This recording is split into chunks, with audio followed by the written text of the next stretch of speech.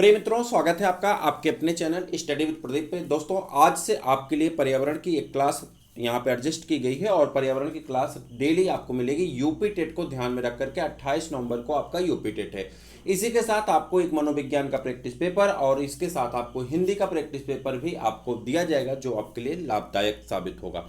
बात करें यहाँ पे, तो आज हम लोग पर्यावरण के पहले चैप्टर के साथ उपस्थित हैं। यहाँ पे जो पहला चैप्टर आपका, अगर हम पर्यावरण की सिलेबस पे एक नज़र डालें तो सिलेबस में आपने पढ़ा होगा। मैं आपको बता देता हूँ, हो सकता है क्रम ऊपर नीचे हो जाए, लेकिन मैं बता देता हूँ जो सिलेबस है।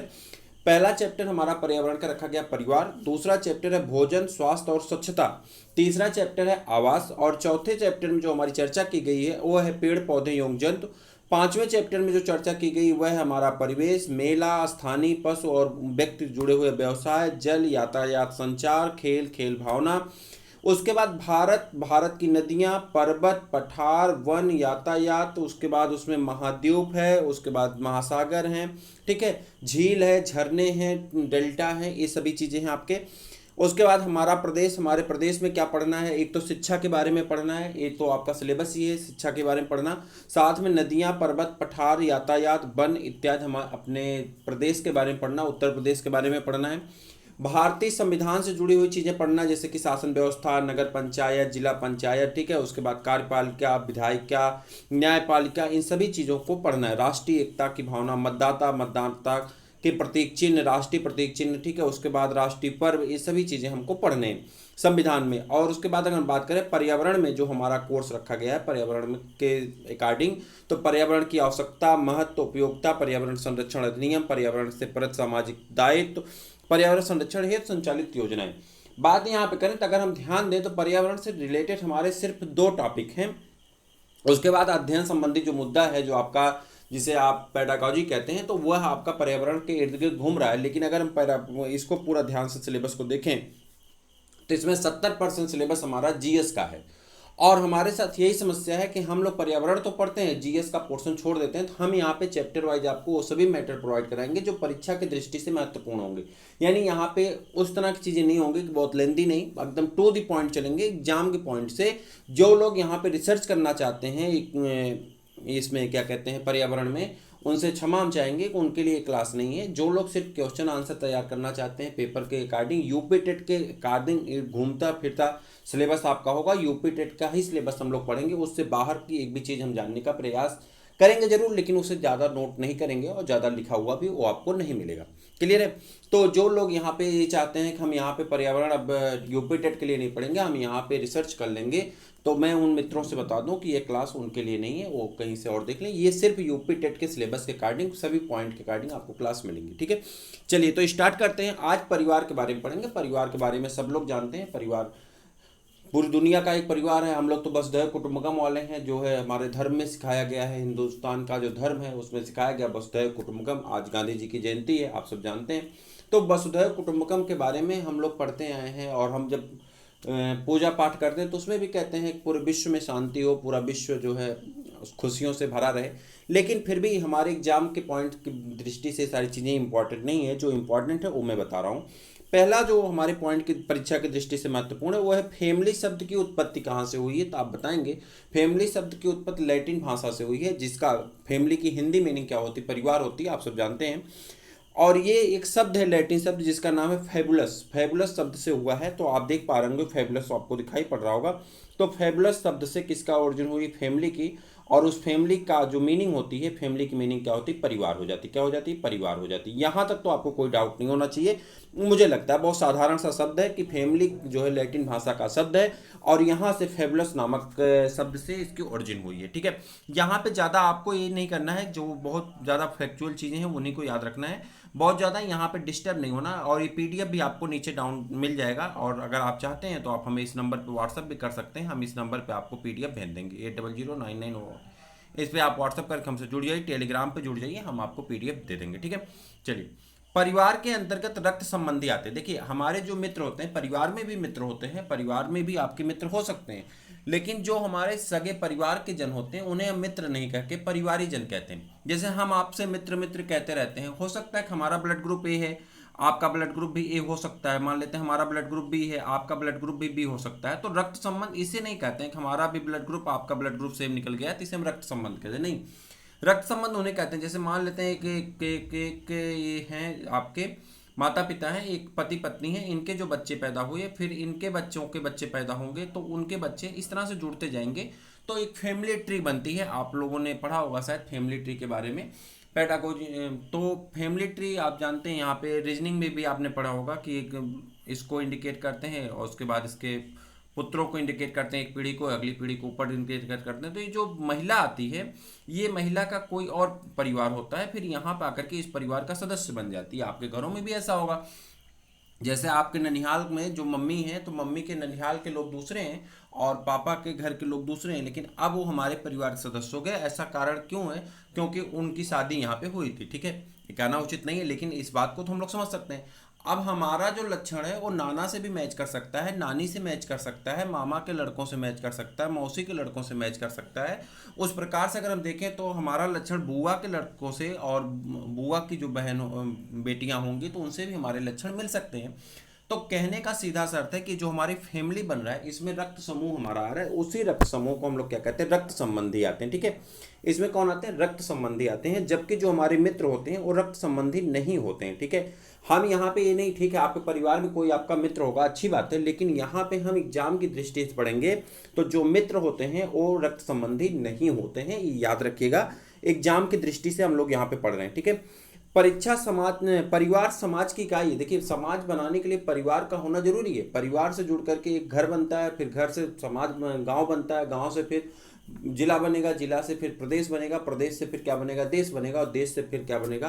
पूरा संसार बनता है। तो इस प्रकार से परिवार एक छोटी इकाई भले होती है लेकिन समाज की एक इकाई होती है और यह सबसे छोटी या पहली इकाई कह सकते हैं, ठीक है। पारिवारिक जीवन जीना एक छोटी इकाई होती है, तो यहाँ पर हम कह सकते हैं परिवार जो है सबसे छोटी इकाई के रूप में जाना जा सकता है। आगे बढ़ेंगे तो यहाँ दिया है जब बालक का जन्म होता है, यानी बालक में यहाँ पे ये लड़का लड़की दोनों हो सकते हैं। तो जब बालक का जन्म होता है, या यहाँ संतान कर सकते हैं, जब संतान का जन्म होता है, ठीक है। तो जब संतान का जन्म होता है, यहाँ पे बालक बालिका दोनों कर सकते हैं, ठीक है। तो उतना आप समझ सकते हैं, अंडरस्टूड है। जब बालक का जन्म होता है तो उस समय ना तो वो सामाजिक प्राणी होता है, ठीक है, वह ना तो सामाजिक प्राणी है। ये प्रश्न पूछा गया इसलिए मैं कोट कर रहा हूँ इसे। ना तो सामाजिक प्राणी है और ना ही वह असामाजिक प्राणी है, मतलब उसका ना तो कोई सामाजिक लेना देना है ना ही असमाज से कोई लेना देना है। उसका मतलब ना सामाजिक प्राणी है और ना ही असामाजिक प्राणी है, बल्कि वो कैसा है? मनोशारीरिक प्राणी। कैसा प्राणी है? मनोशारीरिक प्राणी। याद रखिएगा क्वेश्चन में पूछा जाएगा कि जन्म के समय बालक कैसा होता है? सामाजिक प्राणी, असामाजिक प्राणी, मनोवैज्ञानिक प्रणाली या संज्ञात्मक प्रणाली। तो ये चार आपको ऐसे दे देगा, चार प्रणाली दे देगा और आप वहां पे कंफ्यूज होंगे तो आप तुरंत आंसर करिएगा ऑप्शन नंबर सी, मनोशारीरिक प्राणी होता है। कैसा प्राणी होता है? मनोशारीरिक प्राणी होता है। जब बच्चे का जन्म होता है ना ही वह सामाजिक होता है ना ही असामाजिक होता है, ना ही उसकी कोई संस्कृति होती है, ना ही उसकी कोई सभ्यता होती है, ना ही उसका कोई कल्चर होता है। वो तो छोटा सा बच्चा है, चाहे हिंदू घर पैदा हो चाहे मुस्लिम घर। आपने पढ़ा होगा मनोविज्ञान में कि बच्चे जो होते हैं कोरा कागज होते हैं, ठीक है। कोरा कागज था ये दिल मेरा, तो वो कोरा कागज होता है, उसको जिस तरह से आप ढालना चाहेंगे उस तरह से ढल जाएगा। तो वो जिस संस्कृति सभ्यता में कल्चर में पढ़ लेगा उस तरह का बच्चा हो जाएगा। माहौल कोरा कागज है, आप जो चाहें उससे बनाए, चाहे तो उस पर आप स्वर्णिम अक्षरों से कुछ लिख दें, इतिहास के पन्ने बना दें, चाहे उस पर आप जो है कागज की नाव बना करके नदियों में तैरा दें, वो आपके ऊपर डिपेंड करता है। तो बच्चा ना तो सामाजिक है और ना ही असामाजिक है, बल्कि कैसा प्राणी है? मनोशारीरिक प्राणी होगा। उम्मीद है कि आप इस बात को समझ गए होंगे।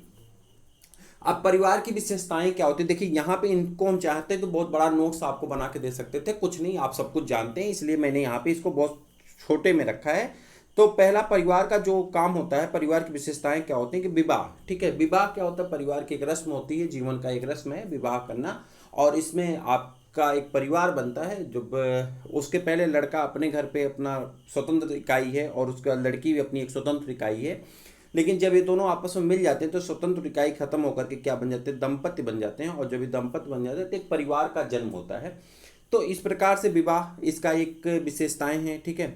उसके बाद विवाह होने के बाद पड़ोसी आके पूछने लगते हैं कुछ सूचना है, तो सूचना वाली जो बात होती है, कुछ खुशखबरी पूछने लगते हैं, रिश्तेदार भी फोन कर पूछेंगे, तो खुशखबरी का मतलब क्या है? प्रजनन, रिप्रोडक्शन, यानी परिवार, शादी के बाद का दूसरा कार्यक्रम वही है कि मतलब बच्चे पैदा करना है, जनसंख्या बढ़ानी है, भारत की जनसंख्या वैसे भी बढ़ रही है, तो आप भी उसमें कंट्रीब्यूट करिए। तो इसे आप समझ सकते हैं, इसमें लिखने का कोई बहुत औचित्य नहीं था। ठीक, उसके बाद आगे बढ़ जाएं, यहाँ पे साझा निवास स्थान। अब यहाँ देखिए, परिवार का एक अर्थ होता है कि ये सब साझा निवास स्थान में होते हैं, यानी एक फैमिली जो होती है एक निवास स्थान पे साझे रूप में पाई जाती है, साथ में रहते हैं, सब लोग अपना जीवन यापन जीते हैं, भोजन एक पास बनता है, साथ साथ भोजन करते हैं, बाकी अपने नित्य कर्म जो भी होते हैं सब साथ में, उठना बैठना, खाना, घूमना टहलना, नाचना गाना, फंक्शन कोई है घर परिवार में, साथ में मिलकर सेलिब्रेट करना, लड़ाई झगड़ा, ये सब भी उसमें शामिल है, ऐसा नहीं को नहीं शामिल है। तो आप इस बात को समझ सकते हैं, साझा निवास स्थान होता है, यानी इनका जो निवास स्थान होता है एक साथ होता है। ठीक है, परस्पर आर्थिक बंधन होता है, इसमें एक दूसरे को कंट्रीब्यूट करते हैं, किसी को जरूरत पड़ती है, पैसे लेना देना, किसी को कपड़े लत्ते, परिवार, मैंने कहा ना कि परिवार में जो कुछ आपके परिवार में घटता है आप देख सकते हैं, उसे समझ सकते हैं परिवार होता क्या है। इसमें बहुत ज़्यादा कुछ ये रीजनिंग नहीं है कि बहुत कठिन है, इसे नहीं समझ सकते, बड़ी आसान सी चीज़ें हैं, आप इसे सब कुछ जानते भी हैं। आगे बढ़ जाएं, परिवार के उत्तरदायित्व की भावना। देखिए, परिवार में एक उत्तरदायित्व की भावना होती है, परिवार में एक दूसरे को कोऑपरेट करने की क्षमता होती है। आपने पढ़ा होगा कि एक होता है म्यूचुअलिज्म। म्यूचुअलिज्म में क्या कहते हैं कि दो जीव आपस में क्या होते हैं कि मतलब अलग अलग प्रकार के जीव होते हैं, लेकिन एक दूसरे को लाभ पहुंचाते हैं। परिवार में क्या होता है कि चाहे वो नर हो या मादा हो, मतलब मेल हो फीमेल हो, चाहे जिस तरह के हों, वो एक परिवार को सपोर्ट करके परिवार को आगे ले जाने का कार्यक्रम करते हैं, आगे बढ़ाते हैं। और परिवार का जो मुखिया होता है 10 लोगों के हाथों से डिस्ट्रीब्यूट किए हुए या 10 लोगों के द्वारा दिए गए पैसे से, धन से, दौलत से और कमाई से वो परिवार को आगे की तरफ बढ़ाता है। इसी तरह से देश भी आगे बढ़ता है, इसी तरह समाज भी आगे बढ़ता है, इसी तरह संस्कृति आगे बढ़ती है। जब उसमें सब लोग मिलकर के इन्वॉल्व होंगे तो समाज, देश, परिवार सबका उत्थान होता है। और जब उसमें छीना झपटी बनी रहती है तो ना तो समाज का उत्थान होता है और ना ही देश का उत्थान होता है। आपने देखा होगा आज के कुछ सालों पहले की स्थिति क्या थी, कहीं ये घोटाले, कहीं वो घोटाले, कहीं वो घोटाले। इसका सीधा सा तात्पर्य था कि हर आदमी लूट घसोट में लगा है तो देश की समृद्धि नहीं होगी बल्कि देश का विनाश होगा। उसी तरह से अगर आपके परिवार में कपट छल वालों की संख्या ज़्यादा बढ़ जाएगी तो परिवार का विकास नहीं, समृद्धि नहीं होगी बल्कि उसका विनाश होना लाजमी है और एक समय में हो ही जाएगा, ये दुनिया जानती है, ये सच है। ठीक है, तो परिवार में एक उत्तरदायित्व की भावना होनी चाहिए, जो आप में होनी चाहिए, आपके जो रिलेटिव्स हैं उनके में होनी चाहिए। तो इसे आप जाने समझे, इसको लिखना कोई औचित्य नहीं था, आप सब कुछ समझ रहे हैं, इसलिए मैंने इसको यहाँ पे लिखा नहीं। अब आगे बढ़ते हैं, जहाँ से क्वेश्चन आपको देखने को मिलेंगे। आपसे पूछा जाता है परिवार कितने प्रकार के होते हैं। साधारण सा क्वेश्चन है, बेसिक लेवल का, कि परिवार कितने प्रकार के होते हैं। सब जानते हैं परिवार 2 प्रकार के होते हैं, एकल परिवार होता है, संयुक्त परिवार होता है। बात यहाँ पे खत्म नहीं होती, बात तो ये बड़ी आसान सी है कि एकल परिवार होता है, संयुक्त परिवार होता है, हम बड़े आसानी से कह देते हैं और सुन लेते हैं, एग्जाम में टिक भी कर देते हैं। लेकिन जब प्रश्न पूछता है तो प्रश्न कुछ अजीब सा पूछता है और वहां पे टेंशन हो जाती है। टेंशन क्या होगी मैं आपको बता रहा हूं, देखिएगा आगे। तो कह रहा एकल परिवार किसे कहते हैं। सबसे पहले एकल परिवार मतलब इसको कहते हैं न्यूक्लियर फैमिली। कुछ लोग इंग्लिश मीडियम वाले होंगे तो भी जान लें, न्यूक्लियर फैमिली कहा जाता है। ठीक है, वह परिवार जिसमें पति पत्नी, ध्यान से देखिएगा, जिसमें पति पत्नी और उनके अविवाहित बच्चे शामिल हों, यानी पति पत्नी हो और उनके अविवाहित बच्चे शामिल हों, ऐसे परिवार को हम लोग क्या कहते हैं, एकल परिवार। यानी इसमें तीसरा कोई पर्सन नहीं आएगा। पति पत्नी और उनके अविवाहित बच्चे, अब 1 हों, 2 हों, 10 हों, वो अलग का मैटर है। ये अविवाहित बच्चे होंगे, विवाहित बच्चे भी नहीं होंगे। जैसे ही उनके बच्चों की विवाह होगी वो भी चले जाएंगे फिर अपने बच्चे को लेकर के, यानी ये न्यूक्लियर फैमिली के रूप में रहेंगे। यानी इनमें कौन कौन होंगे, पति पत्नी होंगे, अविवाहित बच्चे होंगे, शामिल होंगे, एकल परिवार का निर्माण होता है। क्लियर है। यहाँ पर यह पारिवारिक व्यवस्था का सबसे छोटा रूप होता है। ठीक है, सबसे छोटा रूप है। यहाँ पे पति पत्नी मान लेते हैं, एक बच्चा है तो एक बच्चा, 3 लोग हो गए। अगर 2 बच्चा मतलब 4 लोग, छोटा सा परिवार है। और वही हम दो हमारे दो वाले नारे के साथ ये जी रहे हैं। ठीक है, तो ये कैसा व्यवस्था हो गई, ये है एकल परिवार की व्यवस्था। ठीक, अब इसमें प्रश्न कैसे टिपिकल होता है वो देखते हैं। ये तो आसान सा प्रश्न हो गया, हम इसे समझ जाएंगे कि एकल परिवार है, सबसे छोटा पारिवारिक व्यवस्था है। लेकिन इसमें प्रश्न टिपिकल कैसे बनेगा, आप देखिए यहाँ पे कह रहा है एकल परिवार के कुछ रूप हैं। रूप कौन से हैं, मूल एकल परिवार। मूल एकल परिवार क्या होगा, देखिए, वह परिवार जिसमें पति पत्नी बच्चों के साथ या बच्चों के बिना होते हैं। कह रहा मूल एकल परिवार जो होगा इसमें पति पत्नी या तो बच्चों के साथ हो। ठीक, अब मान लो नया नया किसी नई नई किसी की शादी हुई है तो अब तुरंत तो बच्चा होगा नहीं, टाइम लगेगा। तो अब टाइम लगेगा तो भाई उस समय तो या तो अब कैसे हैं, बच्चों के बिना है, मतलब बच्चे नहीं हैं, अकेले जीवन जी रहे हैं, और जब कुछ दिन बाद बच्चे हो जाएंगे तो बच्चों के साथ रहेंगे। तो कह रहा मूल एकल परिवार में पति पत्नी रहेंगे, लेकिन उसके साथ बच्चे हो भी सकते हैं या नहीं भी हो सकते हैं। अब बच्चा नहीं पैदा होगा तो पड़ोसी का तो लाएंगे नहीं, तो जो टाइम प्रोसेस है वो तो करेंगे ही, ठीक। उसके बाद आगे बढ़ेंगे, अनुपूरित एकल परिवार। दूसरा परिवार जो है इसे क्या कहते हैं, अनुपूरित एकल परिवार।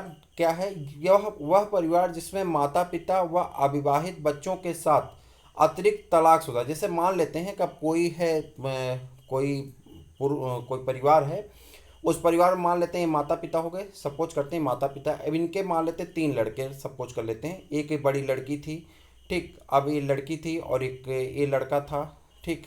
और यहाँ पे एक लड़का था, या लड़की मान लेते हैं, चलो लड़का मान लेते हैं, तो ये हो गए, ठीक। अब हुआ क्या कि सबसे बड़ी लड़की थी, इसकी शादी हुई लेकिन इसका तलाक हो गया, ठीक।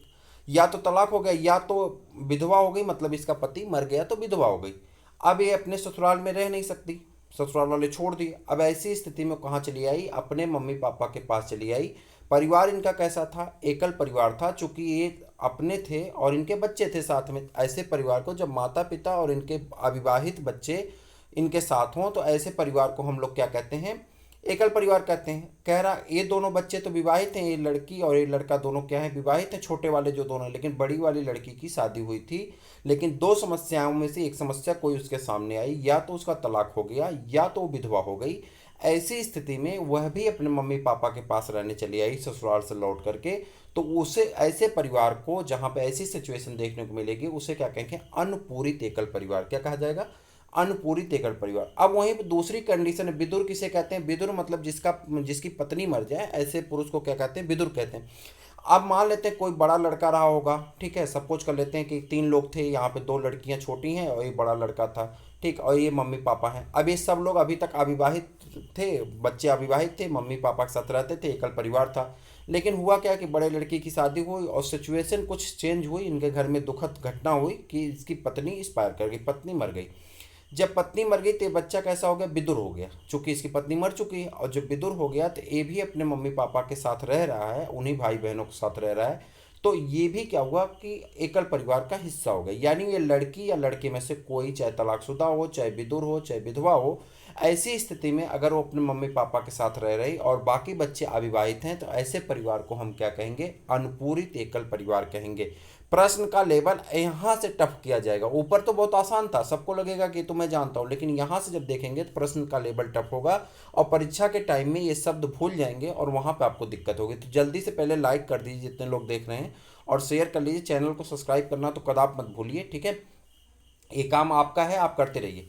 अब दूसरा काम है, देखिए, उपमूल परिवार पूछ रहा है। उपमूल परिवार किसे कहते हैं, वह परिवार जिसमें कोई विधवा, विदुर अपने अविवाहित बच्चों या सगे भाई बहनों के साथ रहते हो।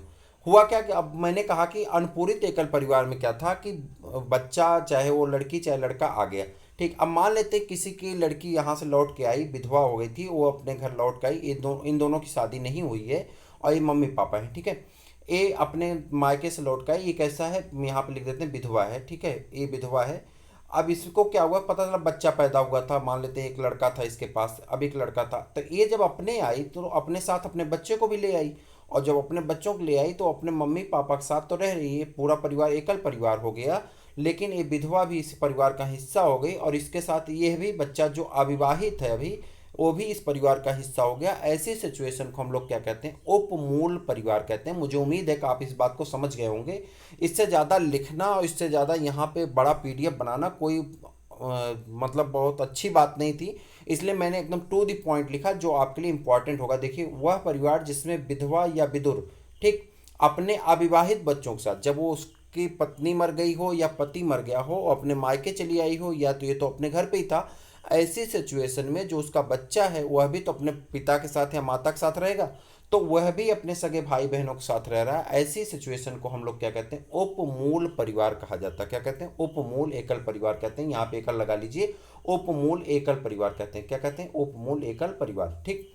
अब आगे बढ़ जाते हैं अनुपूरित मूल परिवार। अब अनुपूरित मूल एकल परिवार क्या होगा, देखिए अनुपूरित मूल एकल परिवार, यहाँ पे सब जगह एकल हो जाएगा, ठीक है।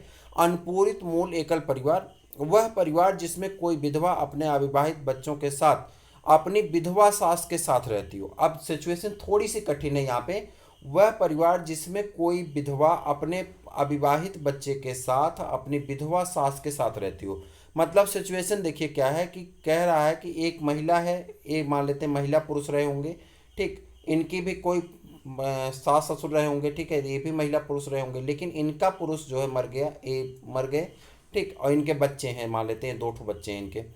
अब हुआ क्या कि दादाजी तो मर गए, बची दादी यहाँ पे बची रह गई, ठीक। अब उसके बाद क्या हुआ कि इन बच्चों के पापा भी मर गए। जो ये बच्चे यहाँ पे नीचे बने हैं इनके पापा भी क्या हुए, मर गए। अब क्या हुआ कि महिला रह रही है कैसे, अपने अविवाहित बच्चों के साथ। इन बच्चों का विवाह नहीं हुआ है और साथ में ऊपर जो सासू है वह भी कैसा है, विधवा है, और यह भी विधवा हो गई।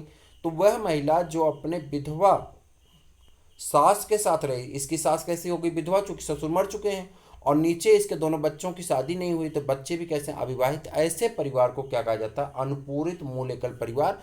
आप ढूंढेंगे तो आपको मिल जाएगा, आपके इष्ट वित्त नाथ गांव गाँव घराने में कहीं ना कहीं देखने को ऐसी सिचुएशन मिलेगी कि एक महिला होगी, उसकी सास भी विधवा होगी, वो महिला भी विधवा होगी, और इसके 2 बच्चे हैं, मान लेते हैं, सपोज करते हैं, और ये दोनों बच्चों की शादी अभी नहीं हुई। तो अविवाहित बच्चों के साथ ये महिला तो जीवन यापन कर रही है, साथ में इसकी सास भी जो है वो भी कैसा है, विधवा है। समझ गए।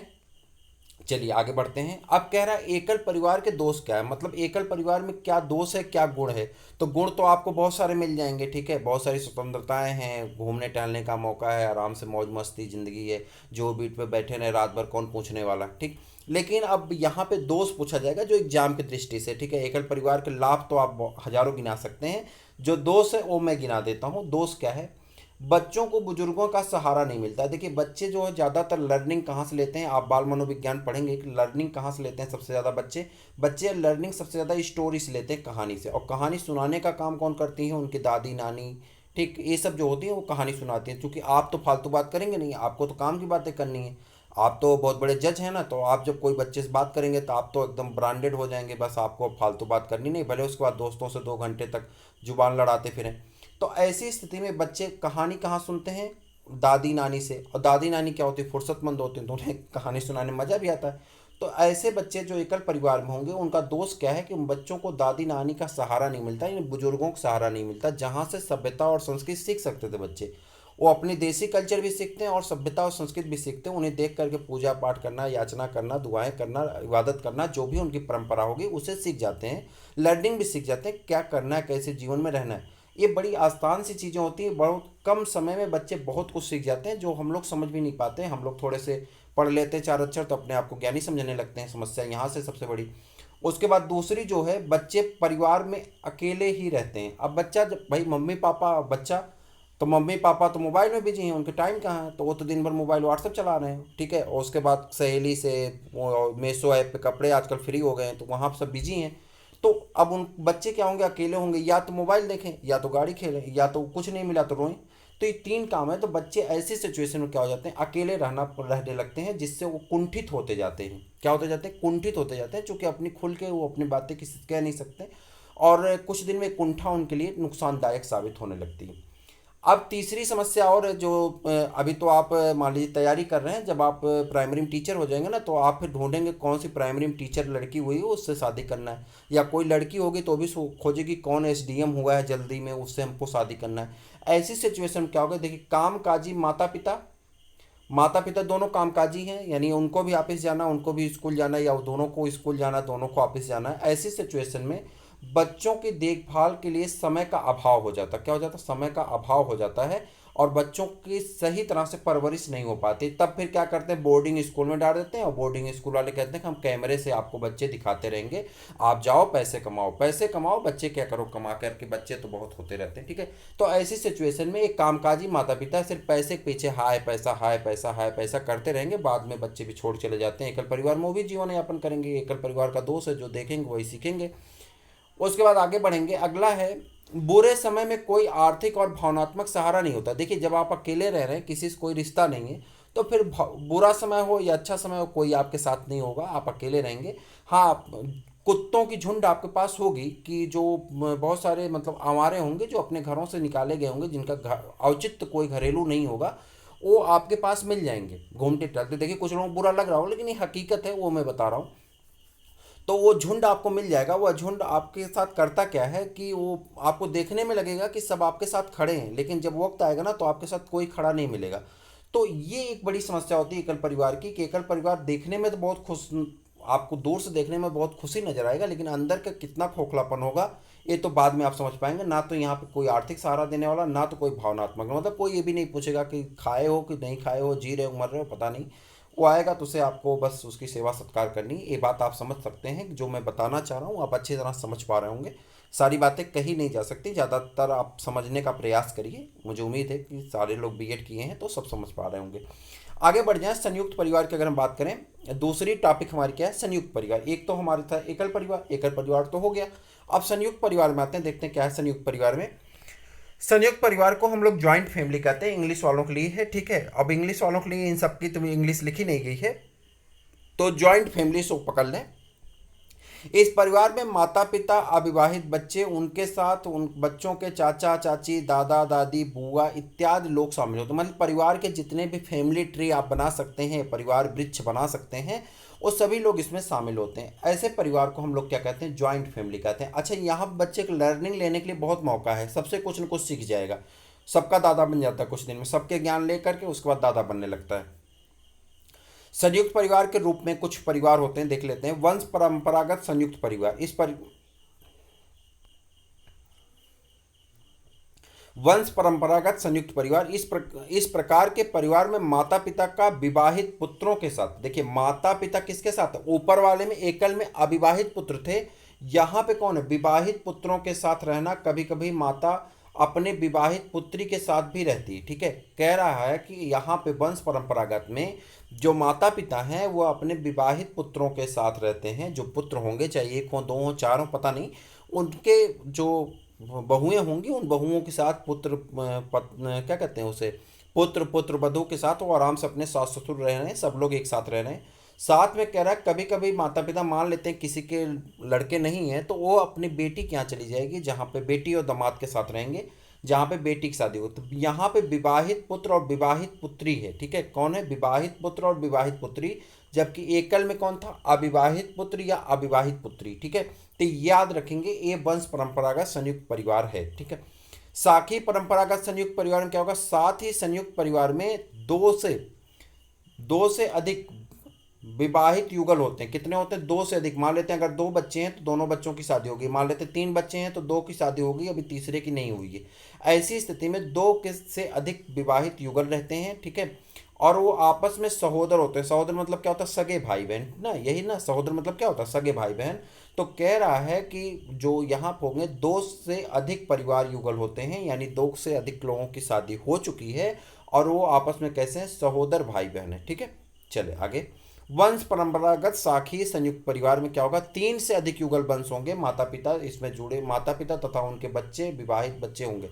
अब इसमें तीन वंश का मतलब आपकी तीन पीढ़ी, एक तो आपकी पीढ़ी होगी मतलब आपके बच्चे हो गए, फिर उसके बाद आपकी अगली पीढ़ी आपके माता पिता और उसके भी माता पिता। तो ये तीन पीढ़ी होंगी, बच्चों के माता पिता, आपके माता पिता, और फिर आपके माता पिता के भी माता पिता, यानी बच्चों के दादा दादी तक की पीढ़ी होगी। ऐसे को क्या कहेंगे, वंश परंपरागत साखी संयुक्त परिवार कहा जाता है।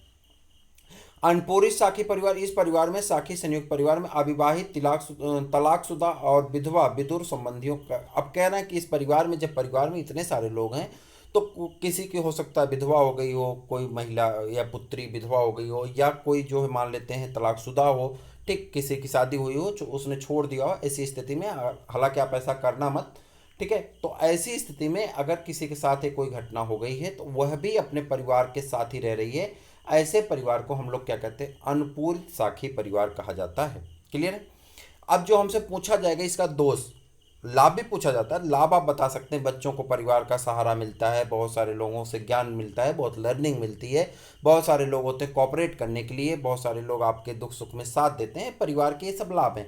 लेकिन अब संयुक्त परिवार का दोष क्या है, पहला दोष देखिए, गोपनीयता का अभाव। अब मान लो कमरे कम हैं तो गोपनीयता का अभाव होगा ही, कोई बात छुप नहीं सकती, ठीक है। जब संयुक्त परिवार है भाई, आप कितना भी छुपाना चाहेंगे कहीं ना कहीं से आवाज़ आ ही जाएगी, ये समस्या पहली।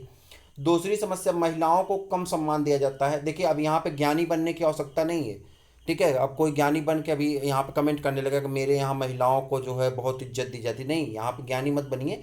मुद्दा ये है कि आपके एग्जाम में आएगा तो आपको यही टिक करना पड़ेगा, ठीक है। वहाँ पे ज्ञानी बनने से नुकसान होने लगेगा। महिलाओं को कम सम्मान दिया जाता है, ठीक है। पुरुष प्रधान देश है भारत, और भारत में पुरुष प्रधान देश के नाते सारे जजमेंट ज़्यादातर पुरुष लेते हैं। हालांकि मेन चाबी गृह मंत्रालय के पास ही होती है, लेकिन फिर भी महिलाओं का सम्मान कम होता है। ऐसा बुकों में दिया गया है, किताबों में दिया गया है, नेट पे दिया गया है, और प्रैक्टिस पेपर में पीएनपी ने यही सही भी माना है। तो आपको यही आंसर देना होगा। यहाँ पे ज्ञानी बनने से नुकसान हो सकता है, मैं पहले बता दे रहा हूँ। महिलाओं को कम सम्मान दिया जाता है चूँकि पुरुष प्रधान देश है। यहाँ पे जो लड़कियाँ देख रहे हो वो वहाँ पे जज बनने की आवश्यकता नहीं, आप आंसर यही करेंगी जो आंसर यहाँ पे दिया गया है, ठीक है।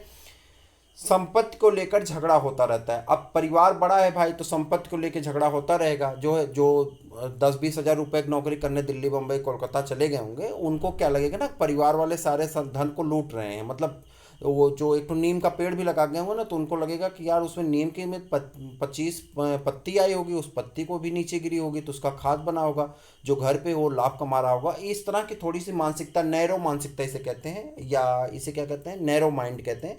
तो नैरो माइंड के कुछ लोग जब हो जाते हैं तो संपत्ति को लेके झगड़ा होने लगता है, जो कि क्षणिक है, कोई बहुत दिन तक टिकने वाली नहीं है। फिर भी इसको लेके झगड़ा होता रहता है परिवार में। ये संयुक्त परिवार का एक दोष है, बहुत बड़ा दोष है। आगे बढ़ जाए, महिलाओं में व्यक्तित्व निखार पर असर पड़ता है। अब महिलाओं के व्यक्तित्व निखार पे असर पड़ता है, यानी उनका व्यक्तित्व निखर नहीं पाता। क्योंकि मान लेते हैं कोई कल्चर है, उनमें कोई गुण है, ठीक है। सपोज करते हैं कि वो अच्छी गायक हैं, सपोज कर लेते हैं अच्छी गायक हैं। अब वो गायक हैं, गाना गाना चाह रही, तब तक पता चला कि जो है सास तो अलगे कूद रही, ससुर अलग कूद रहे हैं, चचेरे ससुर अलग कूद रहे हैं, ममेरे ससुर अलग कूद रहे हैं, फुफेरे ससुर अलग कूद रहे हैं। मतलब नहीं, घर से बाहर नहीं निकलना, हमारे घर की बहन बेटियां कहीं नहीं जाती हैं। अरे यार गायक है, गाने दो, नृत्यक है, नाचने दो, लेकिन नहीं, बस अब इनके व्यक्तित्व निखार पे डिजाइन नहीं करना है, पढ़ना नहीं, घूमना नहीं, जाना नहीं, ये सारी चीज़ें यहाँ पे थोड़े से दोष के रूप में आएंगे। मतलब महिलाओं की थोड़ी सी यहाँ पे प्रताड़ना आपको देखने को मिलेगी। तो व्यक्तित्व निखार का मौका नहीं मिलता महिलाओं को, ठीक है। अच्छा, पुरुष अपना काम कर लेता है, पुरुष चालाक होता है। पुरुष चालाक नहीं होता है, गधे होते हैं। लेकिन उसमें समस्या सिर्फ इतनी है कि वो क्या है कि उनके साथ पुरुष प्रधान देश है तो थोड़ा सा उनको लाभ मिल जाता है वो भी खच्चर ही। तो यहाँ पे बढ़ जाए, स्वतंत्र अवसर का अभाव होता है, किसी को स्वतंत्र अवसर नहीं मिलता। अब आपका इच्छा है कि बाइक चलाने की, लेकिन परिवार का 2 लोग विरोध कर रहे हैं, नहीं नहीं जाना है। अब आपकी इच्छा है कहीं निमंत्रण खाने जाने की, मान लेते हैं निमंत्रण मिल गया, अब वहाँ आप जाना चाहते हैं तो परिवार के लोग विरोध कर रहे हैं, तो आपको टेंशन होगी। तो ये सारी समस्याएं हो सकती है। स्वतंत्र अवसर नहीं मिलते हैं, किसी काम को स्वतंत्र करने की आपकी मतलब अवसर नहीं रहते हैं कि आप जो चाहें स्वतंत्र कर लें, ऐसा नहीं कर सकते। संयुक्त परिवार में तो कुछ विरोध सहना पड़ेगा। आवश्यक पूर्ति होने के कारण कुछ लोग आलसी हो जाते हैं। अच्छा, अब समस्या यहाँ पे देखो, जैसे क्या है कि परिवार में कुछ लोग होते हैं ना, कामकाजी होते हैं, वो काम करते रहते हैं बेचारे, उन्हें कोई मतलब बहुत ज़्यादा किसी से लेन देन नहीं है, वो काम आराम से करते रहते हैं। पैसा कमाना हो, चाहे घर का काम करना हो, घरेलू काम हो, कोई काम हो। तो इसमें क्या होता है ना कि जब 2 लोग कर रहे होते हैं ना, तो 2 लोग सोचते हैं छोड़ो यार, वो कर रहे हैं, हम सो ही लेते हैं 2 घंटा, क्या हुआ। तो कुछ लोग उसमें से आलसी हो जाते हैं। सभी लोग तो नहीं होते हैं, अगर सभी लोग आलसी होंगे तब तो परिवार ही नहीं चलेगा। 4 लोग काम करेंगे ना, 2-4 लोग कहेंगे आज सो ही लेते हैं। कम से कम जो ये बेड है उसको भी तो भाई कीमती बेड खरीदा गया है, हमारे पापा ने दिया है, तो कम से कम उस बेड की कीमत को अदा कर दें। तो कुछ लोग बेड की कीमत अदा करने लगते हैं। तो ऐसी स्थिति में वो आलसी हो जाते हैं, जो परिवार के विखंडन का एक बड़ा कारण बनता है। अगर आप इसकी फुल हेडिंग को पढ़ेंगे, ये सब हेडिंग है, वहाँ पे हेडिंग का हमने आगे का डिटेल नहीं लिखा, बस हेडिंग लिखी गई है, तो उसे आप समझ लीजिए। जो आगे चल के पारिवारिक विखंडन का बहुत बड़ा कारण बनता है। आवश्यकता पूर्ति होने के कारण कुछ लोग आलसी हो जाते हैं, जो पारिवारिक विखंडन का सबसे बड़ा कारण बनता है। क्योंकि भाई जो सामने वाला काम कर रहा है, मांसपेशियां, वो भी थकेगा, जब थकेगा तो विरोध करेगा, विरोध करेगा तो मैंने कहा ना बंधन होंगे, और जब बंधन होंगे तो आपको बुरा लगेगा, बुरा लगेगा तो फिर कहीं ना कहीं दिक्कत तो होने वाली है। उसके बाद इसमें कठोर नियंत्रण होता है। अच्छा, आप इसमें कठोर नियंत्रण है। बाहर ससुर जी बैठ गए, अंदर चाय चीनी है कि नहीं है, लेकिन बाहर से कोई मेहमान गए, बाहर से आदेश भिजवा दिए कि जाओ चाय लेके आओ। अरे चाय अंदर, पहले चीनी की व्यवस्था तो करो, चाय लेके आओ, आदेश कर दिए। तो ये सारी समस्याएं क्या। अच्छा, चाय नहीं गई तो भी समस्या, चाय चली गई, चीनी ज़्यादा हो गई तो भी समस्या। तो ये थोड़े से यहाँ पे कठोर नियंत्रण होते हैं, मतलब समस्याएं जटिल हो जाती हैं, चाहे बच्चे हों, चाहे परिवार के सदस्य हों, चाहे वो महिलाएं हों सबके लिए थोड़ी सी जटिल, लेकिन इसकी खूबसूरती ये है, एक संयुक्त परिवार में आपको कभी कोई दर्द नहीं हो सकता, कोई समस्याएं नहीं हो सकती, कोई तकलीफ नहीं होती, क्योंकि एक समस्या के लिए 10 लोग उसका निवारण करने के लिए तैयार रहते हैं। ये एक दूसरे के पूरक होते हैं, चाहे वो आर्थिक मदद हो, चाहे वो मानसिक मदद हो, चाहे वो साहित्यिक मदद हो, चाहे आपको सोशल मदद चाहिए, उसके लिए कई लोग तैयार हैं। ये इसका लाभ है, लाभ बहुत सारे हैं, लेकिन यहाँ पे दोस्त से क्वेश्चन पूछे जाते हैं, क्योंकि उसको पता है कि आप लाभ पढ़ेंगे नहीं, आप लाभ क्यों ढूंढेंगे, आप कमियां ढूंढेंगे, कमियां ढूंढने हमारी आदत है। ठीक, वो हम लोग बचपन से कमी ढूंढते आए हैं, तो लाभ क्यों ढूंढेंगे। तो कमी ढूंढने वालों को ही पूछा जाता है। तो आपको ये बताना, जिस संयुक्त परिवार का आपसे पूछेगा लाभ क्या है, लाभ क्या है, बहुत सारे लाभ हैं। जैसे हम लोग यहाँ परिवार में मतलब बच्चे जो होंगे उन्हें लर्निंग अच्छी मिलेगी, दादा दादी की कहानियाँ सुनेंगे, स्टोरी सुनेंगे, उनके बचपन की कहानियाँ सुनेंगे, उनके ज़माने की चीज़ों को सीखेंगे, कुछ ज़माने में क्या था, आज क्या है, फ्यूचर में क्या हो सकता है। ये एक इतिहास बताता है कि हम कहाँ से आए हैं, कहाँ हैं, कहाँ जाना है। तो ये थोड़ा सा उनके लिए डेवलपमेंट की स्टेज अच्छी हो जाती है। दूसरे पर अगर देखें तो यहाँ पे लोगों का एक प्यार मोहब्बत बना रहता है, परिवार होता है तो एक संयुक्त रूप से लोग रहते हैं, तो हंसी ठिठोली प्यार मजाक ये सारी चीज़ें एक परिवार की खूबसूरती होती है जो वहाँ पे देखने को मिलती है। चाहे वो त्यौहार हो, चाहे वो फंक्शन हो, तो सब लोग एक साथ मिलकर कंट्रीब्यूट करते हैं, तो वो सारी चीज़ें खूबसूरती हैं।